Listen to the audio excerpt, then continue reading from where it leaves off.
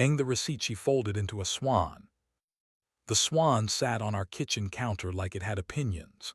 It was the kind of napkin origami waiters make to justify a service charge, except it wasn't a napkin, and no waiter had been in our apartment that night. It was a till receipt, thin, glossy, numbers marching up the belly, folded into a neat bird with a long neck and a head tilted as if judging the room. I almost laughed, because who folds a receipt into a swan and leaves it by the kettle? Then I turned it over and saw the restaurant name printed in miniature across the wing. The Chapel, Riverside. 2 entrees, a bottle priced like confidence, and a time stamp I could hear. 22:31. Joe folds things when she's nervous. Metro maps become cranes, flyers become boats, notes become something with wings. She'd been nervous the last 2 weeks without calling it that. New perfume with pepper in it. Late runs that smelled like cabs instead of air. Freelancer hours, she'd said, and it was technically true. She manages clients who like their deadlines like they like their whiskey. Late, and then suddenly.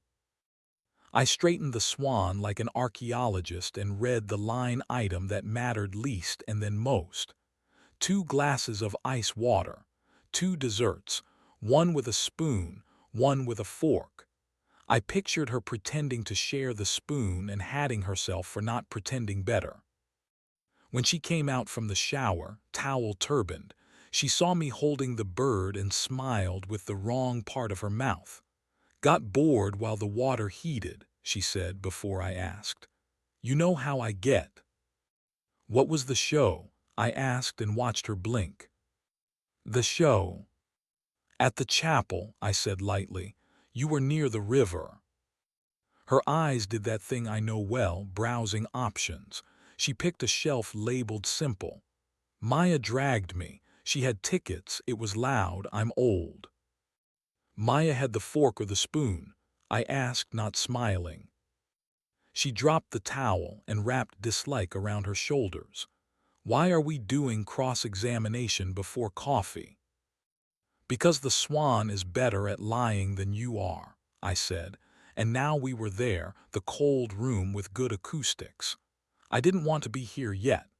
I wanted to be on the sofa with the idiot show we pretend isn't our favorite. I wanted to fix a hinge and call it a day. She held out her hand for the swan. I gave it to her. She unfolded it like a confession. I'll make coffee, she said. Make words, I said. She looked smaller than she is. Jo is not small. She's made of angles you don't notice are kind until you see them hold something up. She smoothed the receipt and said, his name is Conrad. We met 3 years ago when I pitched the street festival mock-up. He was a sponsor with a jawline and a wallet and a sense of humor he believes is rarer than it is. He was solid in my inbox for a month, and then he was. Last month he wasn't again. Did he look different? I asked, and hated the part of me that wanted to know if time had been kind to him. He looked like time had let him borrow cologne, she said. We ran into each other at the florist near the bridge. He said something stupid about peonies and beginnings. I laughed the laugh I save for when I'm pretending I'm not dangerous. And the chapel. A test, she said. Of what I still want, of what I don't, of whether I can sit across from a man and not audition for a life I'd hate to live in. How'd you score? I asked. She folded the swan back to its first crease. Bad at the beginning, she said. Better by dessert. I poured coffee because hands should have something to do when rooms shift. Did you kiss him? I asked, because not asking makes the brain do crueler math. No, she said, then not last night. There it was, the mouth that speaks quickly finally slowed. I put my cup down. When? Years ago, she said. We were almost a story that got bored with itself. I cut it before it could make a mess that would force me to be the villain. I didn't tell you because I didn't want to be congratulated for being decent. The point is I'm not a statue. I didn't want to talk about statues before breakfast. I wanted toast. I wanted to not know his name. I wanted to be the kind of man who believes receipts are just paper. And now, I asked. Now he thinks he could be the door, she said. I wanted to see if the hallway was as interesting as he says. It is. But the idea of walking makes you feel like the floor is alive, I said, finishing a sentence I wished I didn't understand. She came closer and set her palm on my chest the way a person checks that a machine is still running. Heat did what it always does with us, arrived without asking permission. Her towel fell an inch and the hollow at the base of her throat looked like a small letter. I have read that letter for years. I can recite it. She felt my breathing change and something in her face shifted, relief, then something harder to forgive, hope. I don't want him, she said. I want proof that I can want anything without asking your permission or my own. What do you want right now? I asked, because if I don't ask that exact question, the other ones will line up with knives. I want to climb you like stairs, she said, harsh and honest. And I want you to let me because I'm your wife, not because you're trying to win. So I let her, and I did not think about swans or peonies or the chapel.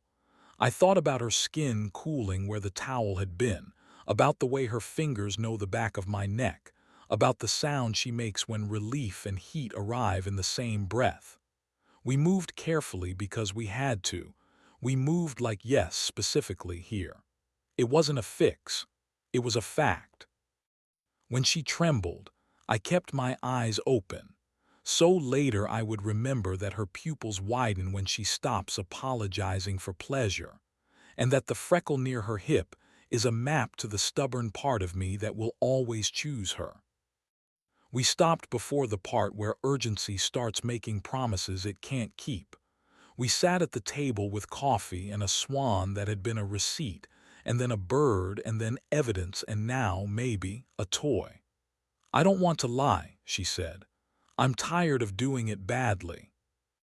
Then don't, I said, but don't make me find birds.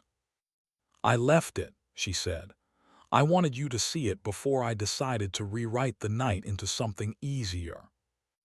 I went to work with the swan in my pocket.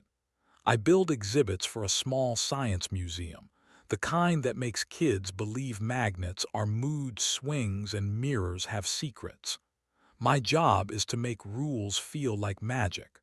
All day I arranged systems that behaved and then failed privately at my own. At lunch I walked to the river. The chapel is one of those places the city gives old buildings when it wants to forgive itself. Stone, a good sign, candles that think they're necessary. I could have walked in and asked if the couple at table 3 looked like an affair. I could have asked if a man with borrowed cologne tipped generously. Instead, I stood by the water and watched a tourist boat pretend to narrate the city and a kid drop a stick and call it a ship. Then I called Conrad. "You must be Mark," he said when I said my name. He had the voice of a man who doesn't need to speak loudly to be heard, which is useful if you intend to be tiresome. "Meet me," I said. "Not the chapel, the cafe by the florist, half an hour." He arrived in 20 minutes and bought his own coffee, which I respected because generosity can be a kind of theft when the math is this. He sat and folded himself into the chair like a paragraph that knows it's well written. "I wanted to see you," he said, "before I decided how much of a coward I want to be." "What did she tell you?" I asked. "That she wanted to remember a version of herself who doesn't narrate before she acts," he said. "That she loves you. That she hates the way love makes her good at schedules." "You think you can make a mess that looks like freedom," I said. "I think I can make a room where she's less efficient," he said, "and then I can leave it clean." I laughed because so much elegance deserves a bruise. "You don't get to write your own epilogue into my house," I said. "If she chooses you, be brave enough to accept the ugly part of that. But don't audition for a role you'll ask me to thank you for not taking." He looked down at his coffee. He had nice hands, and I decided I would resent them until I died.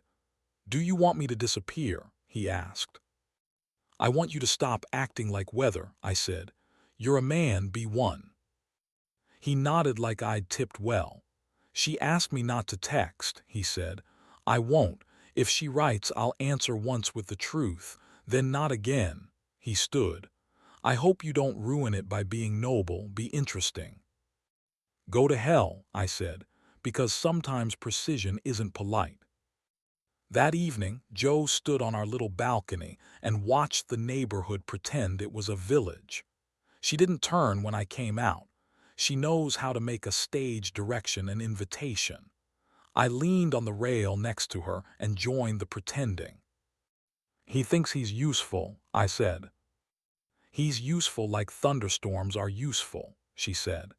"They remind you electricity exists, and then you have to clean up the yard."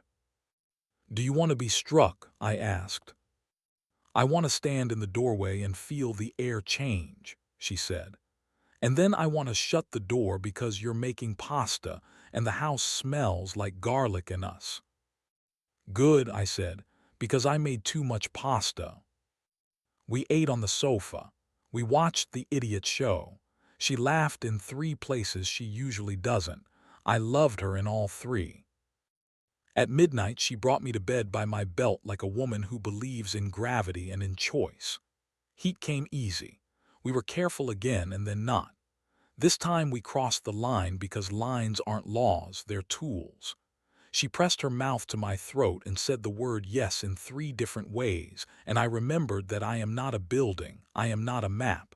I am a person whose hands know this person better than anyone else alive. It wasn't cinematic. It was specific. And that is sometimes the only miracle worth keeping. In the morning, I woke to the smell of bread and saw that she'd made the swan again, badly on purpose, an inside joke for our counter. She'd written on the wing in pen, "Parade, 7 p.m." Parade is the bar where we first made the kind of eye contact that makes bartenders human. I went to work lightheaded and petty and in love and afraid. At Parade, she slid into the booth across from me like the room had been expecting her. "Rule," she said. "Truth before logistics. And if I want thunder, I say thunder, not Maya had tickets." "Rule," I said. "If I need quiet, I say quiet, not is that a new perfume." We drank one too many and walked home like people who weren't married and should have been.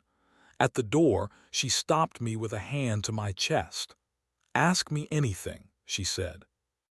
"Will you write to him again?" I asked. "If I do, I'll tell you first," she said, "and I'll show you the draft." "Will you hate me if I say no?" "I'll hate that we're human," she said. "Then I'll love it again." We went inside and did the thing people do when they don't know how to talk longer than a body can stand still. It was better than last night because it was worse. We let awkwardness in like a guest who will drink too much and then wash all the glasses. We found new sounds. She said please once, a word she hates, and I said more, a word I never use, and then we were quiet and together and the bed remembered us. Conrad didn't text. Weeks went by and our house learned our new language. Sometimes Joe stood at the open window and said thunder, and we laughed and left the lights on. Sometimes I put my hand on her back in the kitchen and said quiet, and she turned the tap off and leaned on the counter and let the room hear us breathe. Sometimes we folded receipts into terrible birds and set them on friends' tables like a curse we'd survived. Once, months later, I saw Conrad on the bridge. He was walking with a woman who had the kind of smile you don't waste on men like him unless you mean to. We nodded at each other like actors who played the same role in different productions. I went home and cut garlic and cried a little for reasons unrelated to onions. There's still a swan on our bookshelf, yellowing into artifact. The numbers on its belly are almost unreadable now. The wing still says parade. Sometimes when I dust it, I think about how small a paper bird is, how easily it burns, how quickly it folds into something else if you learn the crease by heart.